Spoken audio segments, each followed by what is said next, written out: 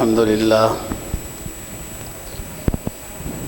لله وكفى والصلاة والسلام على سيد الرسل وخاتم الأنبياء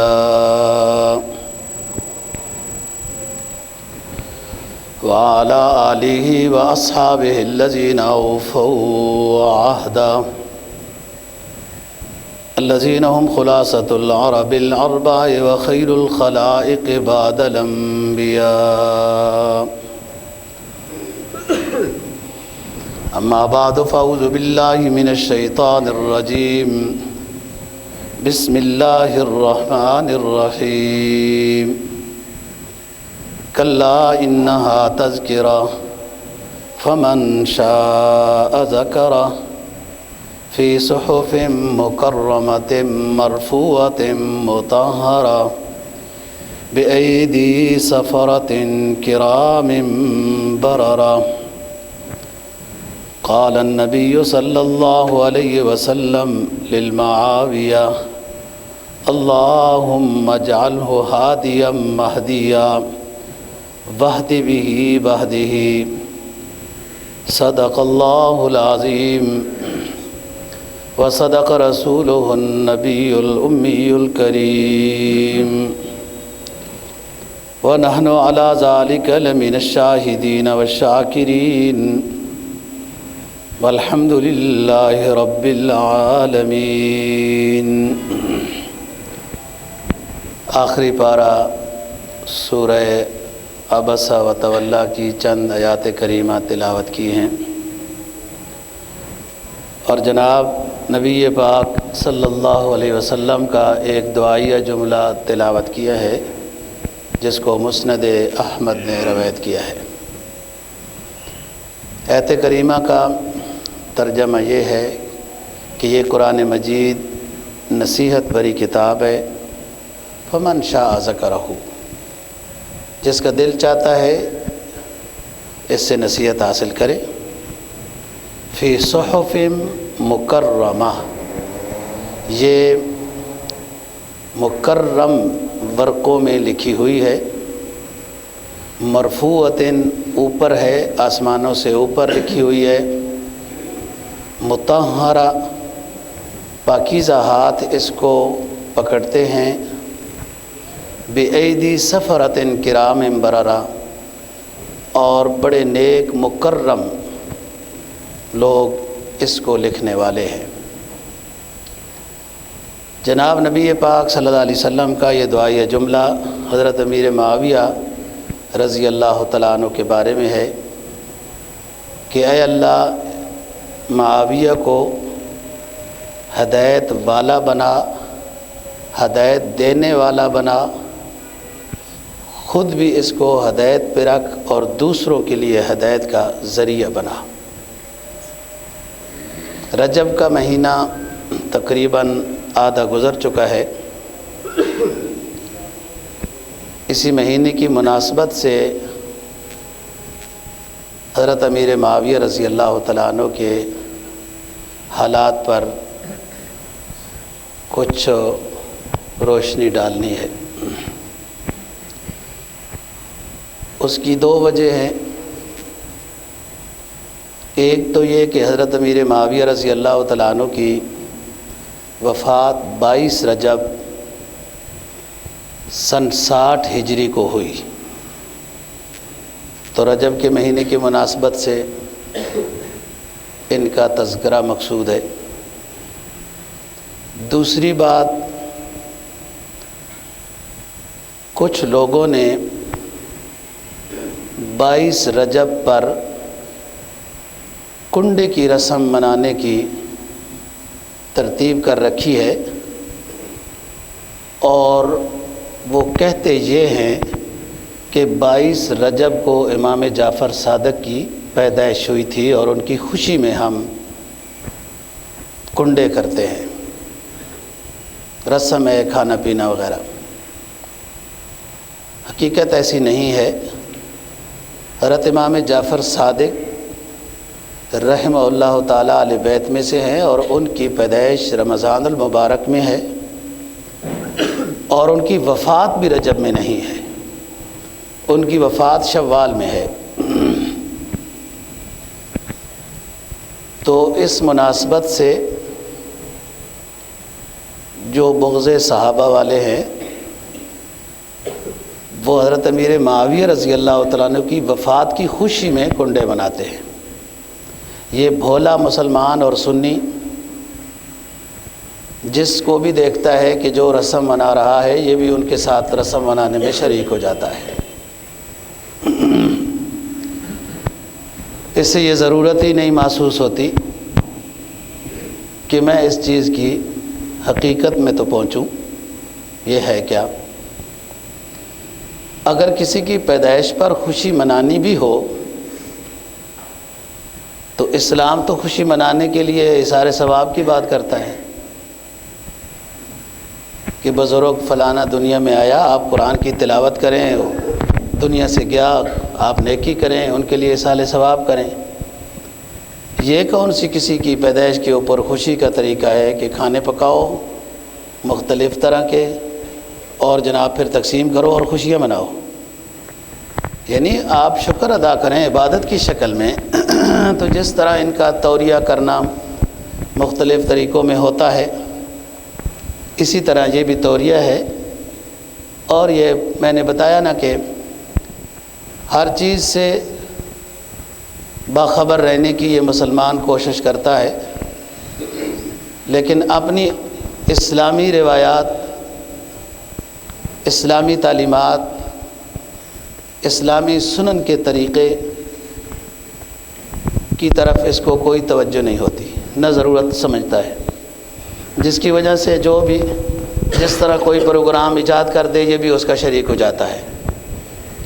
دین سے دوری، جہالت ہوتی ہے، اور گمراہی میں جانے کا یہی طریقہ ہے کہ بندہ جب جاہل ہوتا ہے تو گمراہ ہو جاتا ہے، جو کوئی کرتا ہے اسی کے ساتھ شریک ہو جاتے ہیں۔ حضرات صحابہ رضی اللہ عنہم کو سمجھنے کے لیے قرآن حدیث کافی ہے۔ بعد کی کسی سن 2 ہجری 3 ہجری کی مورخ کی تاریخ کے ہم محتاج نہیں ہیں۔ مورخ کی تاریخ قرآن و حدیث سے مطابقت کرتی ہے تو سو بسم اللہ الحمدللہ قبول ہے، لیکن اگر کسی مورخ کی تاریخ میں اس نے اپنا بغض اس کے اندر گھسیڑا ہے اور قرآن و حدیث کے اصول سے وہ ٹکراتی ہے تو تاریخ ہمارے نزدیک کوئی وقت نہیں رکھتی۔ تاریخ ان کاموں میں ضرورت ہوتی ہے جن کا قرآن حدیث میں ان کا ذکر نہیں ہے۔ جن ہستیوں کا ذکر قرآن و حدیث میں موجود ہو گیا ان کے لیے دعائیں ہیں، ان کے لیے فضیلتیں ہیں، تو بعد کا مورخ جیسے مرضی ہے لکھتا رہے۔ امت روایات میں کھو گئی، حقیقت خرافات میں کھو گئی۔ کہ حقیقت کو سمجھنے کی ضرورت ہے کہ حضرات صحابہ رضی اللہ تعالیٰ عنہ اونچے لوگ ہیں اور ان کے ذریعے سے یہاں تک اسلام پہنچا ہے، اور یہ پڑھے لکھے کے ہونے کے اعتبار سے اسلام کے وہ عظیم اور اونچے مینار تھے جن کے رعب و دبدبہ کی وجہ سے کفر اپنے میدانوں میں کامتا رہتا تھا۔ یہ اتنے اونچے لوگ ہیں۔ تو حضرت امیر معاویہ رضی اللہ تعالیٰ عنہ کے فضائل سے مناسبت کے ساتھ چند باتیں عرض کرنی ہیں۔ خواہ حضرت امیر معاویہ ہو، ابو بکر ہو، عمر ہو، عثمان ہو رضی اللہ عنہ، یہ سارے وہ لوگ ہیں کہ چند اجداد کے بعد ان کا شجرہ نسب رسول پاک صلی اللہ علیہ وسلم سے ملتا ہے۔ یہ بنو امیہ کے عظیم شخص ہیں، اور حضرت عثمان غنی بھی بنو امیہ کے ہیں، اور آپ کی زینب بیٹی جس شخص کو آپ نے دی تھی رضی اللہ عنہ، ابو العاص اموی، یہ بھی بنو امیہ کے ہیں۔ آپ کی 3 بیٹیاں تو بنو امیہ کے پاس تھیں، 2 بیٹیاں یک کے بعد دیگر حضرت عثمان غنی رضی اللہ تعالیٰ عنہ کے پاس تھیں جو بنو امیہ کے ہیں، ایک بیٹی ابو العاص اموی کے پاس ہے جو بنو امیہ کے ہیں، اور آخر تک انہی کے پاس ہی تھی۔ ان حضرات کے آپس میں رشتے رہے، تعلقات تھے، رشتہ داریاں تھیں، ایک دوسرے کا احترام تھا۔ بعد کی تاریخ نے جو گند مند گھولا ہے اس کے مطالعے کے بعد بندہ حضرات صحابہ رضی اللہ تعالیٰ عنہ کے بارے میں گویا کہ دلوں میں میل پیدا کر لے تو اپنے ایمان کا خطرہ ہے۔ حضرت امیر معاویہ رضی اللہ تعالیٰ عنہ جلیل القدر صحابی ہیں۔ آپ صلی اللہ علیہ وسلم جب نبوت کا اعلان کرتے ہیں تو اس وقت حضرت امیر معاویہ رضی اللہ تعالیٰ عنہ کی عمر 2-3 سال تھی۔ جب آپ صلی اللہ علیہ وسلم نے مکہ سے ہجرت کی تو حضرت امیر معاویہ رضی اللہ تعالیٰ عنہ کی عمر 16-17 سال تھی، اور یہ اسلام تو لا چکے تھے صلح حدیبیہ کے موقع پر سن 6 ہجری میں، کہ وہ مناظر دیکھے کہ یار یہ کیسے لوگ ہیں۔ حضرات صحابہ رضی اللہ عنہ پروانہ وار ایک ہستی کے اوپر گر رہے ہیں، اس ہستی میں کوئی کمال ہے۔ بادشاہوں کے لوگ سامنے سینے پر ہاتھ رکھتے ہیں، لیکن وہ بادشاہ بڑی بڑی مراعات بھی تو دیتے ہیں، بڑی بڑی تنخواہیں دیتے ہیں۔ یہاں تنخواہوں کی بات تو ہے نہیں،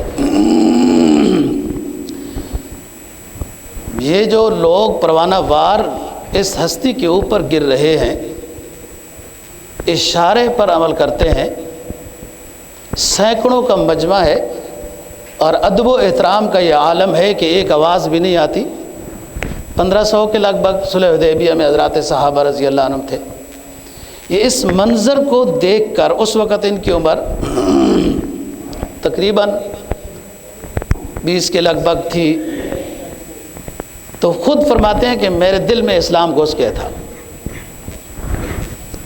لیکن اعلان جو انہوں نے کیا ہے وہ فتح مکہ کے موقع پر کیا ہے، اپنے اسلام کا اعلان، اور اسی وقت ہی ان کے والد نے بھی کیا تھا، ابو سفیان رضی اللہ تعالیٰ عنہ نے۔ مزید یہ کہ فتح مکہ کے بعد حنین والے اور کچھ طائف والے مشرکین مسلمانوں کے خلاف جنگ کرنے کے لیے تیار ہو گئے، اور انہوں نے یہ نعرہ لگایا کہ مکہ والے کمزور تھے، ہمارے ساتھ یہ مسلمان مقابلہ کر کے دیکھیں۔ فتح مکہ سن 8 ہجری میں ہوا، اور فوراً یہ بات انہوں نے کی۔ تو آپ صلی اللہ علیہ وسلم نے فرمایا کہ ٹھیک ہے، نکلو۔ آپ صلی اللہ علیہ وسلم کے سواری کی رسی پکڑنے والے حضرت ابو سفیان رضی اللہ تعالیٰ عنہ تھے، جو ابھی مسلمان ہوئی ہے، اور ان کی امی بھی ابھی مسلمان ہوئی تھی، ہندہ، اور حضرت امیر معاویہ رضی اللہ تعالیٰ عنہ ساتھ ساتھ تھے۔ اس جنگ میں اللہ نے، جو غزوہ حنین کہلاتی ہے، اللہ نے فتح عطا فرمائی، اور ان کو مال غنیمت بھی دیا گیا، حضرت امیر معاویہ رضی اللہ تعالیٰ عنہ کو۔ یہ پڑھے لکھے صحابی تھے۔ ان کے والد ابو جہل کے بعد مکہ کے سردار تھے، بادشاہ تھے، امیر تھے، جو بھی کہہ سکتے ہیں۔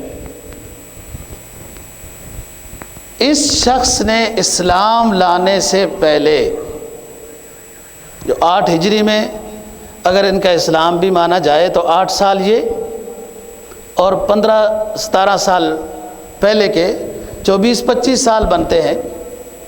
اسلام لانے کی جو پہلی عمر ہے جس میں مسلمان نہیں تھے حضرت امیر معاویہ رضی اللہ عنہ، ایک بات بھی ان کی تاریخ سے ثابت نہیں کہ انہوں نے آپ صلی اللہ علیہ وسلم کے خلاف کوئی بات کی ہو، کسی صحابی کے خلاف کوئی بات کی ہو، مسلمانوں کے خلاف کسی جنگ میں شریک ہوئے ہوں، یا کوئی کہیں بغض و عناد کیا ہو۔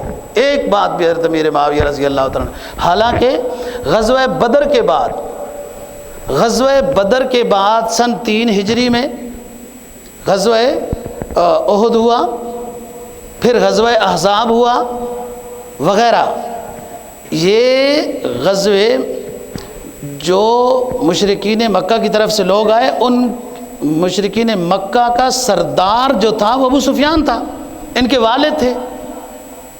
مسلمانوں کے خلاف جو غزوہ احد جس کو کہتے ہیں، غزوہ احزاب جو دوسرا ہوتا ہے اور کئی معرکے ہوئے، اس میں سرداری حضرت امیر معاویہ رضی اللہ تعالیٰ عنہ کے والد کے پاس تھی، وہ کمان کر رہے تھے، لیکن یہ شخص والد کے ساتھ شریک نہیں ہوا جنگ میں، اور والد نے بھی کوئی خاص ناراضگی اور غصہ نہیں کیا۔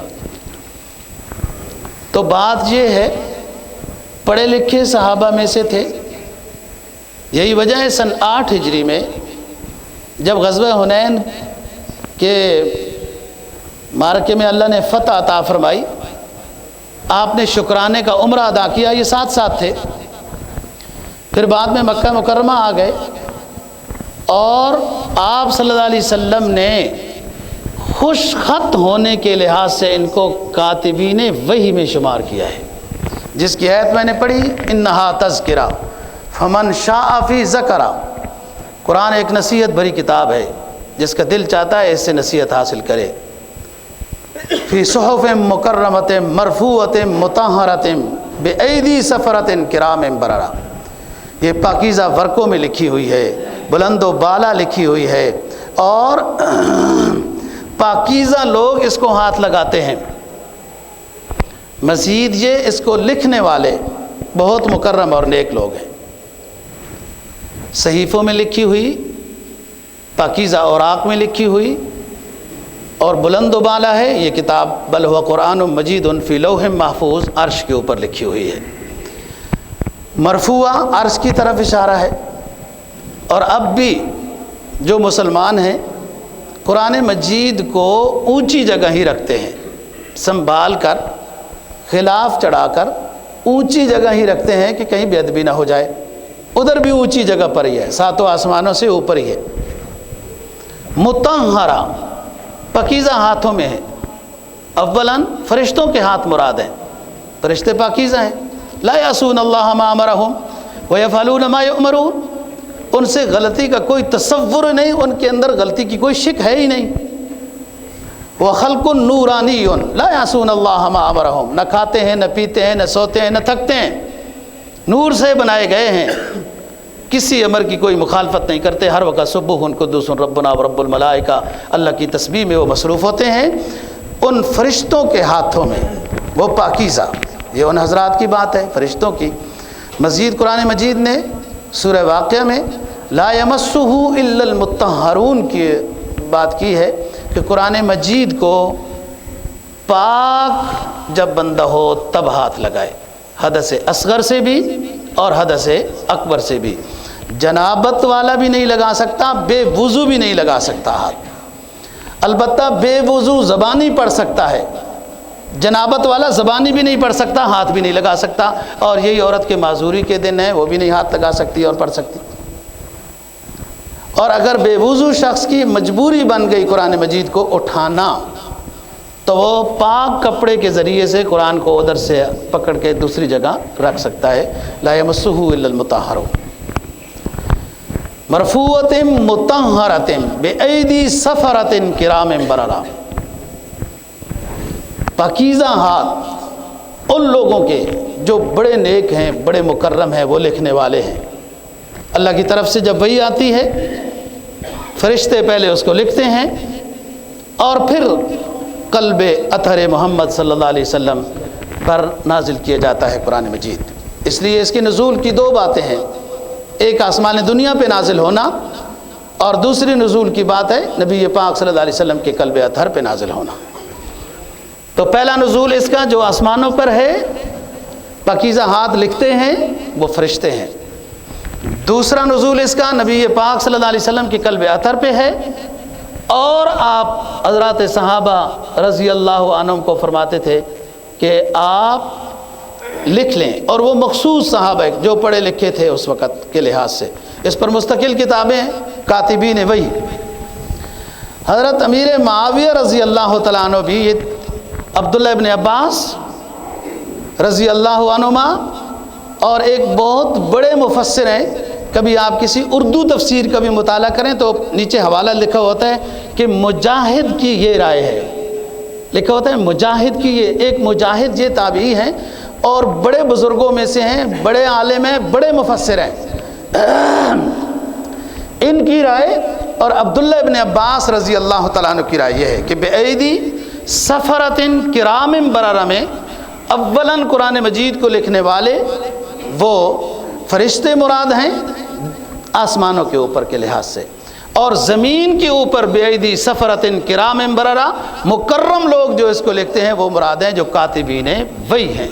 نبی پاک صلی اللہ علیہ وسلم نے کئی کاتبین صحابہ کو اپنے ساتھ متعلق رکھا تھا، اور یہ بھی ایک حسن انتظام تھا، اس لیے کہ وحی آ گئی اور لکھنے والے زید بن ثابت ہیں، وحی آ گئی لکھنے والے فلاں صحابی ہیں اور وہ اس وقت موجود نہیں ہیں۔ آپ وحی سے جیسے فارغ ہوتے تو فوراً صحابہ کو بلاتے جو لکھنے والے ہوتے تھے، تو اس لیے کئی صحابہ کرام رضی اللہ تعالیٰ عنہ وہی لکھنے والے تھے کہ اگر ایک کہیں گیا ہوا ہے، دوسرا کہیں گیا ہوا ہے، چوتھا کہیں گیا ہوا ہے، پانچواں کہیں گیا ہوا، تو کوئی نہ کوئی تو ضرور ہوگا جو وحی کو لکھنے کا فریضہ سر انجام دے گا۔ تو ان کاتبین وحی میں سے حضرت امیر معاویہ رضی اللہ عنہ۔ آپ حضرت ابو سفیان کی تحمل مزاجی سمجھیں، یا جو بندہ جس لیول پر ہوتا ہے سردار، اس لیول پر اس کی کچھ اچھی باتیں بھی ہوتی ہیں۔ ان کی بیٹی اور ان کا داماد، ان کی بیٹی ام حبیبہ اور ان کا داماد عبداللہ بن جحش، یہ سن 5 ہجری میں ہی مسلمان ہو گئے تھے، اور ابو سفیان نے منع نہیں کیا، حالانکہ وہ خود ابھی تک مسلمان نہیں ہوئی۔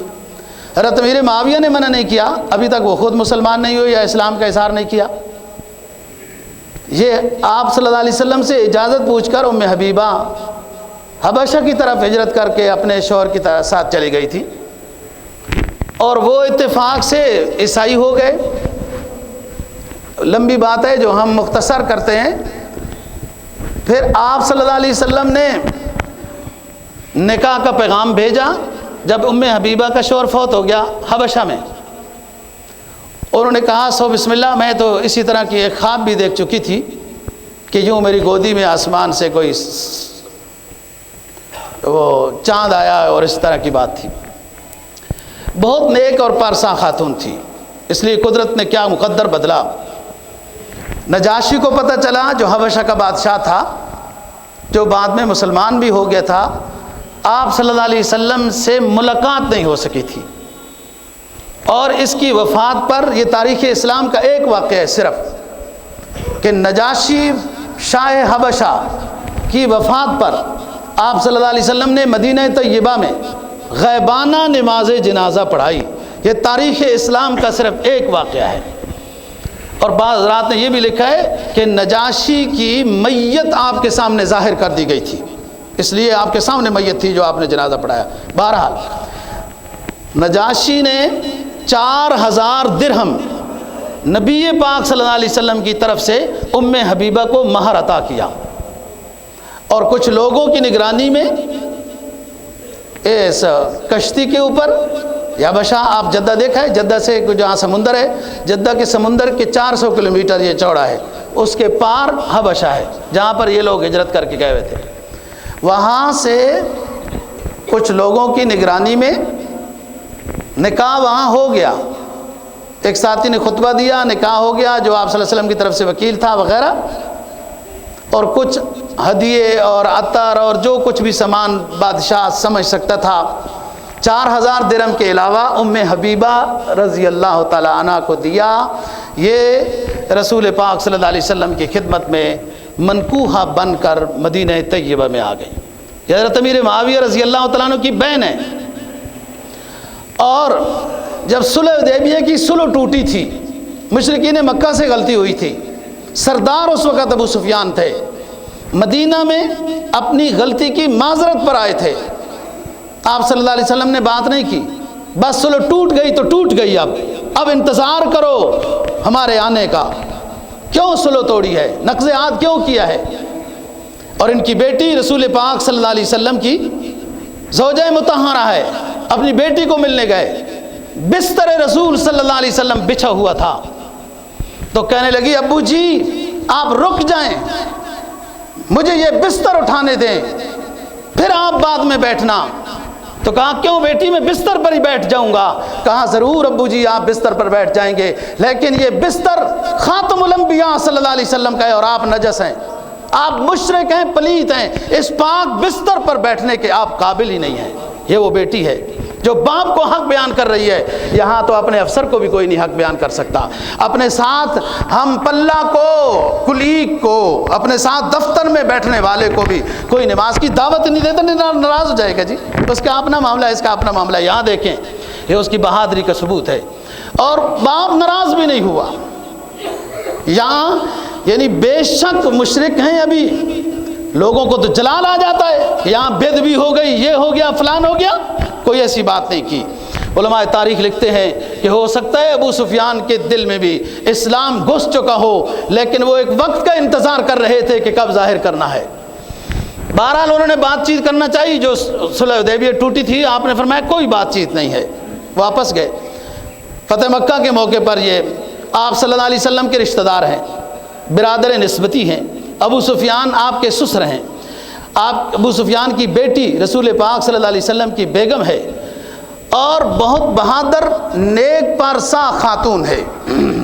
حبیبہ ان کا جو نام ہے وہ رملہ ہے، رملہ بنت صخرہ، یہ ام حبیبہ ان کا لقب ہے۔ پہلے شوہر سے ان کی بیٹی تھی جس کا نام حبیبہ تھا، شوہر فوت ہو گیا حبشہ میں، یہ بیٹی ساتھ تھی، رسول پاک صلی اللہ علیہ وسلم نے ان کی بیٹی کو پالا، اور اسی نسبت سے ان کا نام مشہور ہوا کہ ام حبیبہ، حبیبہ کی ماں۔ یہ حضرت امیر معاویہ رضی اللہ تعالیٰ عنہ کی بہن ہے۔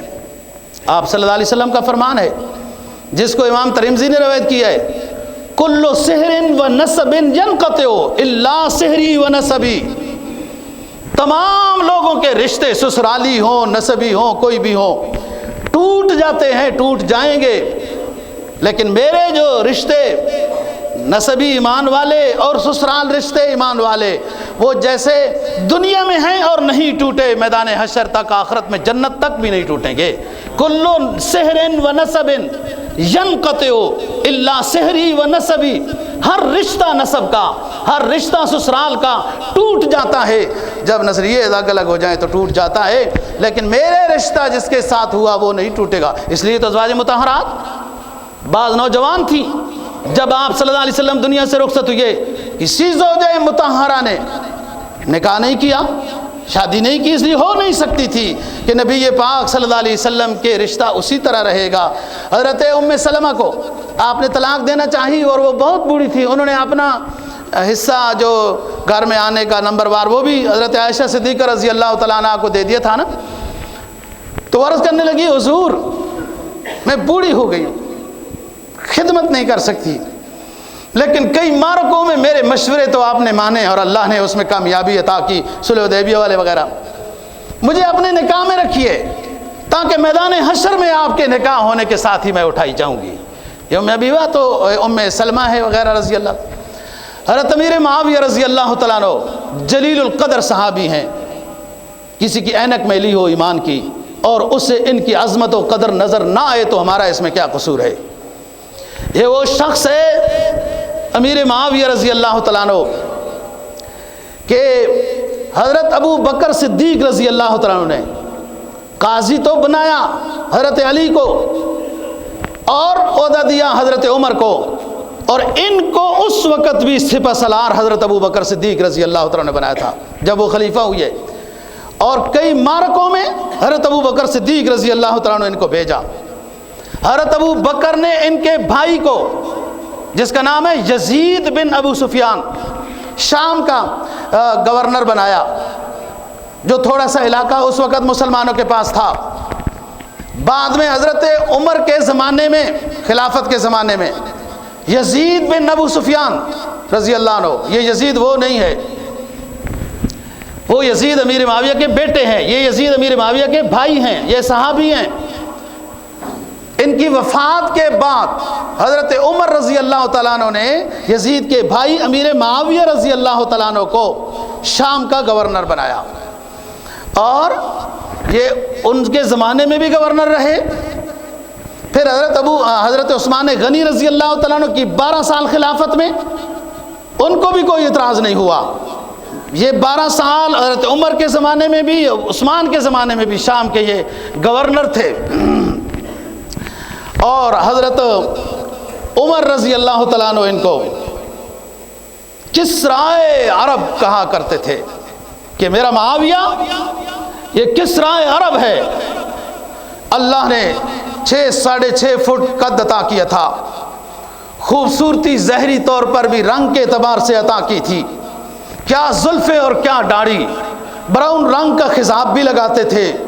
اللہ نے ظاہری طور پر تدبر، حکمت، نظم، اور بادشاہ ہو بندہ تو اس کے اندر قوت نظم بھی ہونی چاہیے، قوت نافذہ بھی ہونی چاہیے.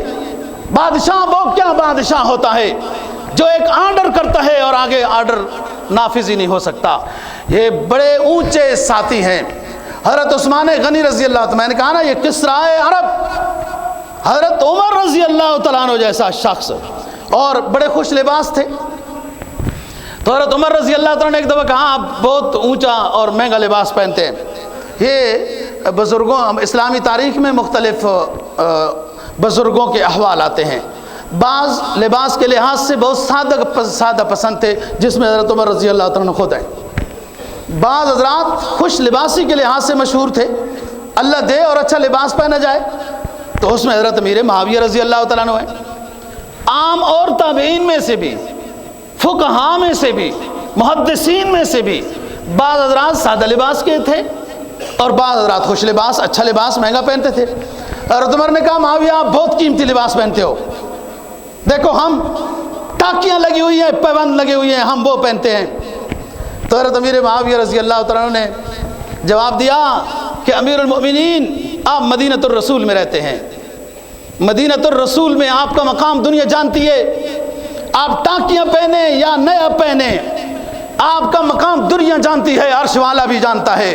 آپ کی رائے پہ تو اللہ نے قرآن نازل کیے، لیکن میں جس علاقے میں رہتا ہوں وہاں کافر بھی رہتے ہیں، وہاں بڑے بڑے پوپ پادری بھی رہتے ہیں، بڑے مہنگے مہنگے جبے کبے بھی پہنتے ہیں. اور میرا بھی دل چاہتا تھا کہ میں اسلام کی شان و شوکت کی خاطر ایک عمدہ لباس پہن کر بیٹھوں، کیوں میں ایک گھٹیا لباس پہنوں جب اللہ نے صلاحیت اور مجھے توفیق بھی بخشی ہے. تو حضرت عمر نے آگے پھر منع نہیں کیا، کہا یہ کسرائے عرب ہے. وہ اس کے ساتھ تشبیہ دی نا، وہ بھی بڑے ایرانی بھی بڑے خوبصورت اور یوں، لیکن کوئی ایرانی کا حسن اور خوبصورتی کسی صحابی کا مقابلہ نہیں کر سکتی. قد و قامت کے اعتبار سے، تحمل اور بردباری کے لحاظ سے، بہادری اور فاتح ہونے کے لحاظ سے امیر معاویہ اپنے دور کی خود مثال ہے. یورپ جہاں پر حضرت عمر رضی اللہ تعالیٰ عنہ سے یہ عرض کرتے رہے کہ لوگ یہاں سے شیاطین سمندر پار چلے جاتے ہیں، قسطنطنیہ میں، یورپ میں جا کر اسلام کے خلاف مشوروں میں شریک ہوتے ہیں. اے امیر المومنین عمر رضی اللہ عنہ، مجھے اجازت دی جائے کہ میں بحری بیڑا بناؤں اور میں جہاد کا قافلہ لے کر جاؤں اور وہاں جو اسلام کے خلاف سازش ہوتی ہے میں ان کی سرکوبی کروں. تو حضرت عمر رضی اللہ تعالیٰ عنہ کہتے ہیں بہت علاقہ ہمارا ہے، بہت علاقہ ہمارا ہے، اس میں ہی اسلام کی تجدید کریں، ترویج کریں، ترغیب کریں، چھوڑیں ادھر سمندر پار کو. حضرت عمر کو شرح صدر نہیں ہوا. بہرحال یہ نہیں گئے، امیر کی اطاعت ہے. جب حضرت عثمان غنی رضی اللہ تعالیٰ عنہ کا دور آیا، اور وہ دور بڑا بھی تھا، 12 سال کا دور ہے، انہوں نے وہی درخواست کی کہ اسلام کو نقصان پہنچانے کے مشورے سمندر پار ہوتے ہیں اور مجھے امیر کی اجازت کی ضرورت ہے، باقی سارا کام میں کر لوں گا. یہ شام کے علاقے میں رہتے ہیں، حالات ان کو معلوم ہے. انہوں نے اجازت دی، انہوں نے باہری بیڑا بنایا اور پھر یہ وغیرہ جہاد اور اس میں یہ رہے. بعد میں انہوں نے جہاز سازی کا کارخانہ لگایا اور جو یورپ کے علاقوں میں اسلام پہنچا، قرآن پہنچا، مبلغین پہنچے، اسلام کی دعوت دینے والے پہنچے، اسلام کا پرچم لہرایا. یہ دنیا اسلامی تاریخ کا یہ وہ واحد شخص ہے جس کو تاریخ اسلام حضرت امیر معاویہ رضی اللہ تعالیٰ عنہ کہتی ہے. اس سے پہلے یورپ میں اسلام کا کوئی مبلغ نہیں پہنچا تھا، اور بعد کے بنو عباس بے شک اس میں بعض حکمران ہارون وغیرہ کے لحاظ سے بہتر بھی تھے، لیکن امیر معاویہ رضی اللہ تعالیٰ عنہ کے وہ علاقے جو انہوں نے اپنی خلافت یا بادشاہت کے زمانے میں فتح کیے تھے وہ ان سے پوری طرح محفوظ بھی نہیں رہ سکے.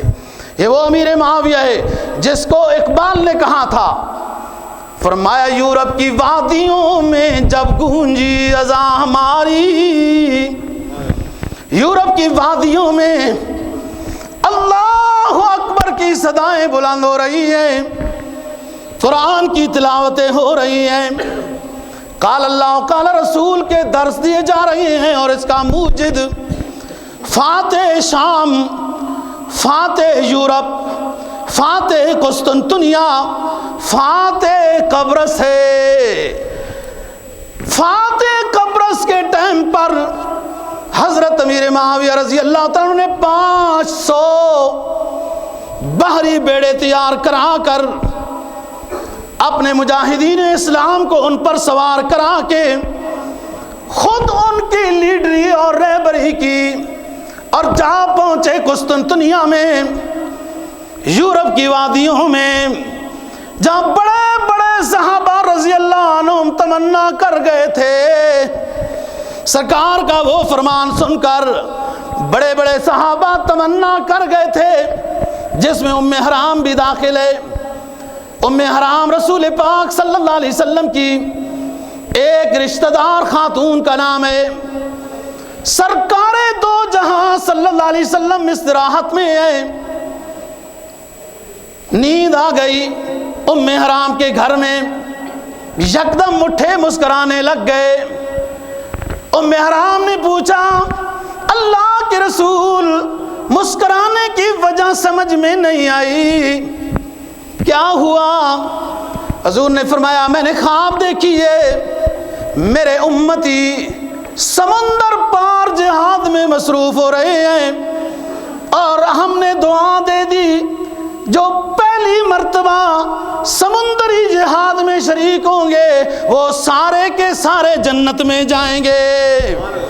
ام حرام کہنے لگی اللہ کے رسول، میں ایک بوڑھی خاتون، ایک خاتون ہوں، لیکن اتنی بڑی فضیلت سمندر میں جہاد کرنے والوں کو ملے گی تو میرے لیے دعا فرما دیں کہ میں بھی سمندری جہاد میں شریک ہو کر وہیں شہید ہو جاؤں.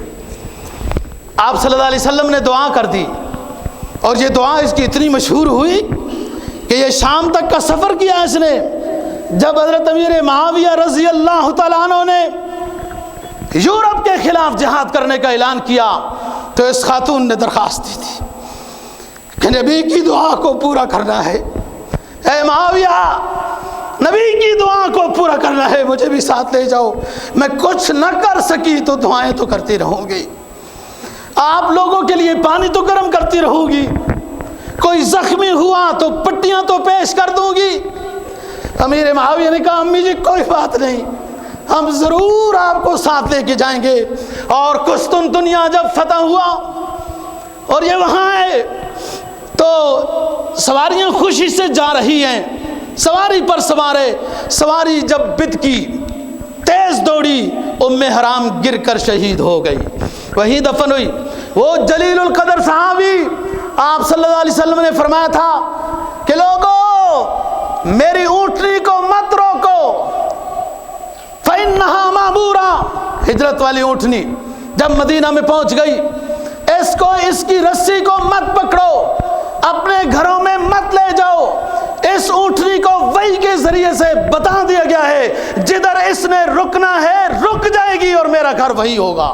یہ وہ گھر ہے جدھر اونٹنی جا کے رکی تھی. آپ نے فرمایا تھا فإنہا، چھوڑ دو اس کو، فإنہا معمورہ، اس کو حکم دیا گیا ہے کہاں رکنا ہے. جس گھر میں رکی تھی وہ ابو ایوب انصاری رضی اللہ تعالیٰ عنہ کا گھر تھا. اور ابو ایوب انصاری وہ میزبان رسول، جس نے اپنی جان کیا مال کیا اپنا مکان بھی حوالے کر دیا، یہ بھی اس غزوے میں شریک تھے اسی سعادت کو حاصل کرنے کے لیے۔ اور قسطنطنیہ میں ان کی قبر مبارک ہے، جہاں رومی یہ لوگ کیا کہتے ہیں، ترکی لوگ جب بارشوں کا وقفہ ہو جائے تو کہتے ہیں ابو ایوب انصوری رضی اللہ تعالیٰ عنہ کے روز کی واہ کرامت ہے، وہاں جا کر تلاوت کرتے ہیں، پڑھتے ہیں اور بارش شروع ہو جاتی ہے۔ یہ وہ غزوہ سرکار جودہاں صلی اللہ علیہ وسلم کا فرمان ان کے سامنے تھا، فرمایا اولو جیش من امتی، یاد کر کے جانا سیڈوں کے حالات ٹھیک نہیں ہیں۔ لوگ اپنے گھر میں تو جوان بیٹے کو کچھ نہیں کہہ سکتے ہیں جی، بیٹی بیوی نافرمان کو کچھ نہیں کہہ سکتے، اور بڑا ہلکا سمجھا انہوں نے حضرات صحابہ رضی اللہ عنہم کو، ان کے خلاف جو دل میں آتا ہے کہہ دیتے ہیں۔ یاد کرنا یہ حدیث، فرمایا اولو جیش من امتی یغزون البحر قد اوجبوا وهم فی الجنہ، سنو لوگو میری امت کا سب سے پہلا مجاہدین کا قافلہ جو سمندری جہاد کرے گا، وہ سارے جہاد کرنے والے جنتی ہیں۔ دلوں کی کھڑکیاں کھولو بلو ایریا والو، بحری بیڑا بنانے والا امیر معاویہ، بحری بیڑا کا کارخانہ لگانے والا امیر معاویہ، اور بحری سمندری جہاد میں مجاہدین کو لے جانے والا اور خود رہبری کرنے والا بھی امیر معاویہ، اور یورپ کو فتح کرنے والا، یورپ کے کئی شہروں میں اللہ اکبر کی صدائیں بلند کرانے والے کا ذریعہ امیر معاویہ، جس کو اقبال مرحوم نے بڑی دردمندی عقیدت مندی سے یہ بات کہہ دی، فرمایا یورپ کی وادیوں میں جب گونجی اذاں ہماری، تھمتا نہ تھا کسی سے یہ سیل رواں ہمارا۔ اللہ نے وہ نصیب دیا امیر معاویہ کو جو نصیب دیا تھا خالد بن ولید رضی اللہ تعالیٰ عنہ کو، جدھر جاتا ہے امیر معاویہ فتح اس کے قدم چومتی ہے، اور اقبال مرحوم کہنے پہ مجبور ہو گیا، یورپ کی وادیوں میں جب گونجی اذاں ہماری، تھمتا نہ تھا کسی سے یہ سیل رواں ہمارا۔ اے گلستان اندلس وہ دن ہے یاد تجھ کو، تھا تیری ڈالیوں میں جب آشیاں ہمارا۔ اے موج دجلہ تو بھی پہچانتی ہے ہم کو، اب تک ہے تیرا دریا افسانہ خواں ہمارا۔ یہ امیر معاویہ رضی اللہ تعالیٰ عنہ ہے جو تقریباً 60 ہجری میں ان کی وفات ہوتی ہے، اور انشاءاللہ العزیز پھر کسی وقت بات کریں گے، لیکن ایک مختصر بات کرنا چاہتا ہوں کہ حضرت حسن رضی اللہ تعالیٰ عنہ نے حضرت حسین رضی اللہ تعالیٰ عنہ کے بڑے بھائی ہیں، ان کو حضرت علی رضی اللہ تعالیٰ عنہ نے خلیفہ بنایا تھا۔ حضرت حسن کی خلافت 6 مہینے ہے۔ سن 41 ہجری میں حضرت حسن رضی اللہ تعالیٰ عنہ نے اپنی مکمل خلافت لکھ دی تھی حضرت امیر معاویہ رضی اللہ تعالیٰ عنہ، اور صلح ہو گئی تھی۔ اس جگہ سے ہم اس جگہ بات چھوڑ رہے ہیں، حضرت حسن امیر معاویہ کو اچھا سمجھتے تھے تو خلافت لکھ کے دی ہے نا۔ کیا کوئی کہہ سکتا ہے کہ حضرت حسن آل بیت رسول، حضرت علی کا بیٹا، نبی کا نواسا، وہ حضرت معاویہ رضی اللہ تعالیٰ عنہ سے ڈرتے تھے تو اس لیے خلافت لکھ دی ہے؟ اگر کوئی اس طرح کہے گا تو اس کا ایمان خطرے میں ہے۔ حضرت حسن رضی اللہ عنہ حضرت امیر معاویہ رضی اللہ تعالیٰ عنہ کو اپنا چچا اور محترم سمجھتے تھے، اچھا سمجھتے تھے، اس لیے اپنی مکمل خلافت امیر معاویہ رضی اللہ تعالیٰ عنہ کو لکھ دی۔ انشاءاللہ کبھی موقع ملا اس جگہ سے آگے بات کریں گے۔ اللہ دین کی سمجھ اور عمل کی توفیق نصیب فرمائے۔ واخر دعوانا۔